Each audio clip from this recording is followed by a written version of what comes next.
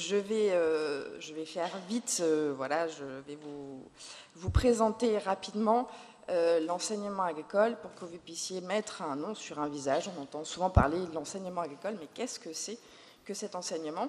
Puisque nous n'avons finalement pas un système éducatif en France, mais des systèmes éducatifs en France. Et nous sommes le deuxième système éducatif en France. Donc ça paraît un peu péremptoire de dire ça, mais parce que finalement nous représentons en termes d'effectifs, je crois que c'est 2% des effectifs de l'éducation nationale. Néanmoins, ces 2%, c'est 210 000 élèves, apprentis et étudiants. 210 000, c'est pas rien, c'est pas à la marge. Excusez-moi. Nous sommes présents sur l'ensemble du territoire français, dom-tom y compris, ce qui fait que nous sommes partout et nous représentons ça représente 800 établissements scolaires et 19 établissements de l'enseignement supérieur. L'une des particularités de cet enseignement, alors je vais plutôt vous parler moi de l'enseignement technique, plutôt des lycées agricoles, c'est plutôt là-dessus que je suis. Une des particularités, c'est qu'il se compose de 2/3 d'établissements du privé sous contrat, et un tiers d'établissements publics. Donc c'est vraiment très spécifique. Et puis aussi, quelque chose qui est assez peu commun, on parlait des espaces dans les conférences, c'est que nos établissements, ce sont des lieux multispatiaux. Vous avez le lycée, enfin, vous pouvez avoir le lycée, le centre de formation pour les apprentis, le centre de formation pour les adultes et l'exploitation agricole sur le même site, ou alors éclaté sur différents sites. Mais voilà, vous avez une mixité des publics. Vous avez vraiment des transferts de publics dans ces lieux qui, donc, du coup, représentent parfois de grands espaces.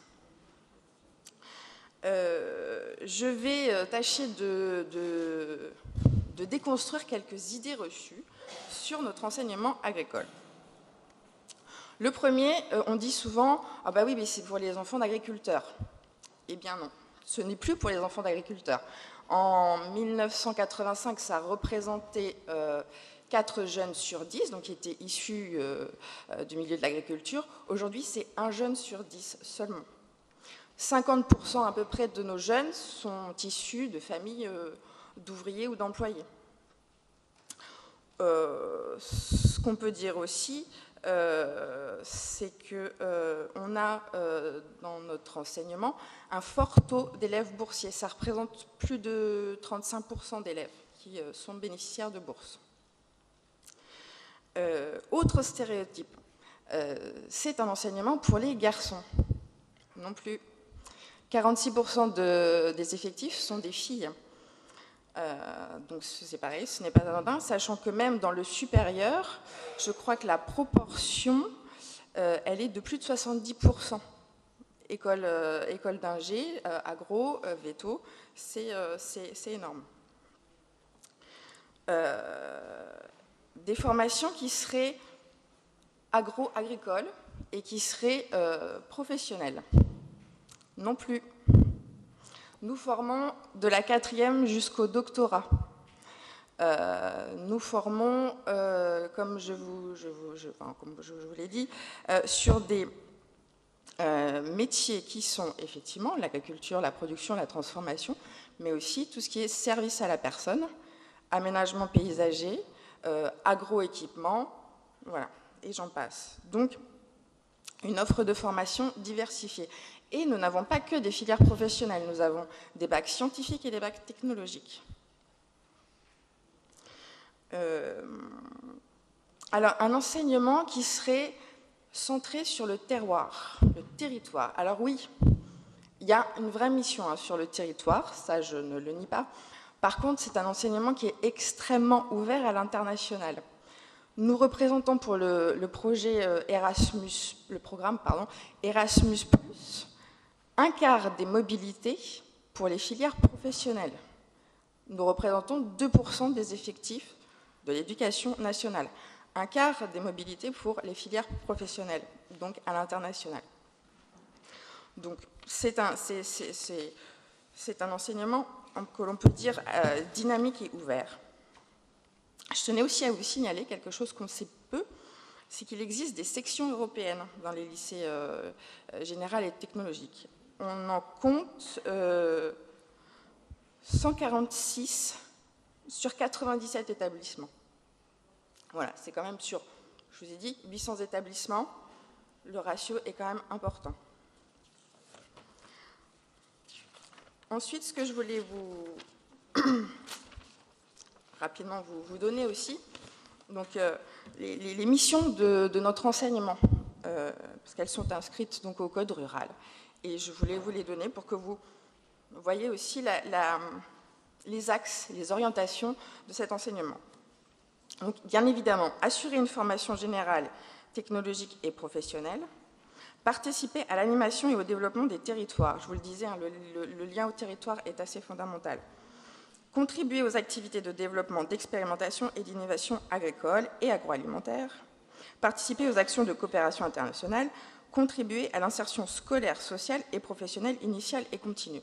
Et ça, tout particulièrement, c'est une des missions pour lesquelles mon bureau, le bureau pour lequel je travaille, œuvre, sur tout ce qui est politique éducative. Alors, je ne vais pas, hein, j'ai dit que je ferais court, donc je ne vais pas, l'hypoglycémie gagnant, je vais m'arrêter très vite, mais juste pour vous donner un petit aperçu, enfin des choses qu'on peut faire. Enfin, donc nous, dans notre bureau, par exemple, donc on a tout ce qui est lié à l'éducation au développement durable. Et j'étais ravie d'entendre l'initiative de Grenoble sur le lien fait entre santé et développement durable.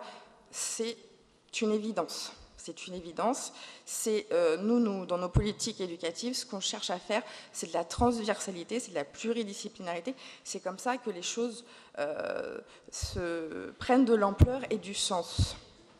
Sachant qu'on est un enseignement de petite taille, on n'a pas forcément aussi non plus des moyens, on a besoin de mutualiser beaucoup, mais du coup, c'est, je pense, aussi ce qui fait notre force et notre richesse.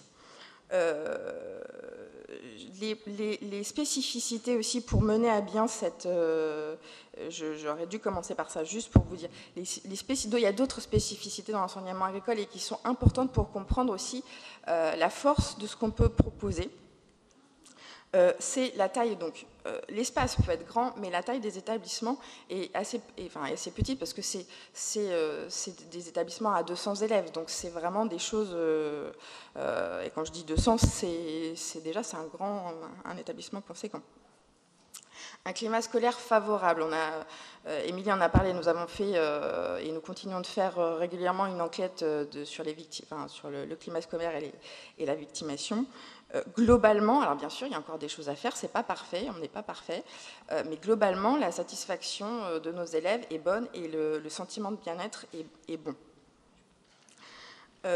Nous avons un enseignement qui est complètement spécifique, l'éducation socio-culturelle, qui a fêté ses 50 ans il y a 2 ans. C'est l'accès pour tous à la culture, hein, c'était ça l'idée. C'est un levier énorme dans nos établissements parce que c'est un lieu justement de complète liberté. Il n'y a pas de programme associé. Les enseignants ont quand même une grille, mais il y a une liberté de création et de mettre en projet les apprenants qui est assez exceptionnelle grâce à cet enseignement et qui donc œuvre à l'éducation artistique et culturelle, bien évidemment. Une chose très importante et des choses que j'ai entendues aussi, la place de l'internat. C'est quasiment 60% de nos élèves qui sont internes. On parlait du sentiment d'appartenance, chez nous c'est très très fort et nous sommes assez persuadés que c'est grâce à la présence des internats qui, comme nous aimons le rappeler, sont aussi des lieux d'apprentissage. Voilà, et puis une vie associative aussi très dynamique, il y a des associations de lycéens, il y a aussi, ça je crois aussi que c'est spécifique chez nous, une unité facultative engagement citoyen, c'est-à-dire que les élèves qui passent un CAP ou un baccalauréat peuvent s'inscrire à cette unité facultative pour avoir des points supplémentaires. Et cette unité, en fait, elle a vocation en fait à valoriser aussi bien un engagement qui peut être dans l'enceinte de l'établissement qu'à l'extérieur de l'établissement. Donc c'est aussi, je pense, quelque chose qui favorise l'esprit d'autonomie, d'initiative, la volonté des jeunes de pouvoir, de s'engager, parce que nous formons des professionnels, nous formons aussi de futurs citoyens. Voilà, je ne m'étendrai pas sur l'éducation à la santé. Émilie vous en a un petit peu parlé et vous avez pu voir au travers de Reseda une partie des choses que nous faisions. Je voulais juste, pour conclure, voilà, espérer, alors c'est très rapide, j'en suis désolée, et puis je suis pas une familière de ce genre d'exercice, donc voilà, j'ai pas été très claire et très punchy, mais j'espère qu'en tout cas vous aurez quelques clés pour au moins toucher du doigt le dynamisme de cet enseignement. Et je tiens du coup à remercier chez la Chambre Campus dans la salle, il y a des équipes qui travaillent en établissement, les remercier pour leur engagement et leur implication, parce que vraiment sur le terrain, c'est des gens très engagés. C'est aussi pour ça que ça marche. Il y a l'appui des réseaux, il y a l'appui de plein de choses, mais il y a aussi des gens qui sont extrêmement mobilisés et je les en remercie.